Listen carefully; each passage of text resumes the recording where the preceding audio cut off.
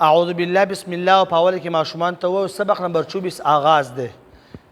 د نون ساکن او د تنوین قاعدی په دې سبق کې طرز اهم دی. ښه قاعده نمبر 1 هر کله چې د نون ساکن او د تنوین وروستو د حروف حلقینا یو حرف راشي نو په دغه نون ساکن او تنوین کې به غنه نه کیږي. لکه سواء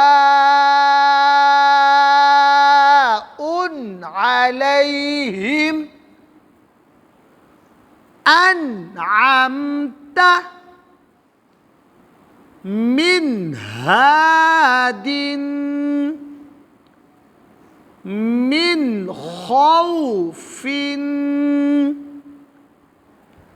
دا چې کله مونږ ووایو نو اول به د نون ساکن تپوس وکړو. نون ساکن هغه نون ته ویل کېږي چې په هغې له پاسه څه راغلی وي؟ سکون راغلی. ماله جواب راکوئ. او دویم تپوس به د تنوین وکړو. دو زبر دو زیر دو پیش ته څه ویل کېږي؟ تنوین ویل کېږي. جواب راکوئ جی، جواب راکوئ. ښه بل تپوس په دې کې وکړو ماشوم باندې به حروف حلقي ووایو. همزه، ها، عین، ح، غین، خا. ټیک شو؟ د دې نه وروسته پې قاعده مکمل ښکلې یاده شوه. غنه به پکې کېږي که نه به کېږي؟ نه به کېږي. دې ټکي باندې ماشوم پوه شو.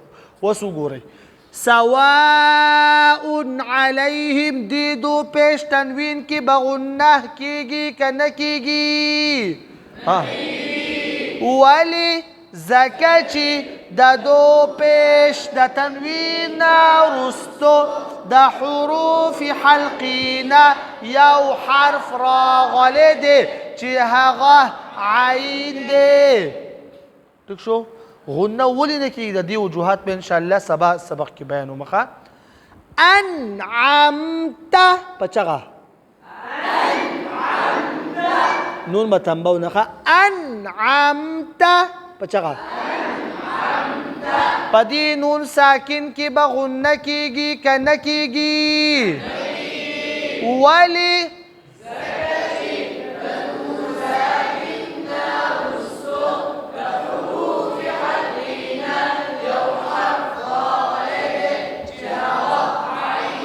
حروف حلقی سودی پورا خبر. حروف حلقی شپږ دي.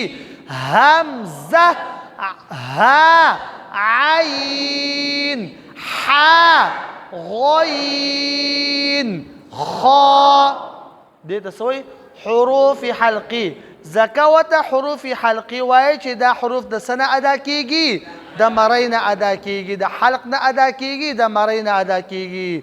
ټیک شو؟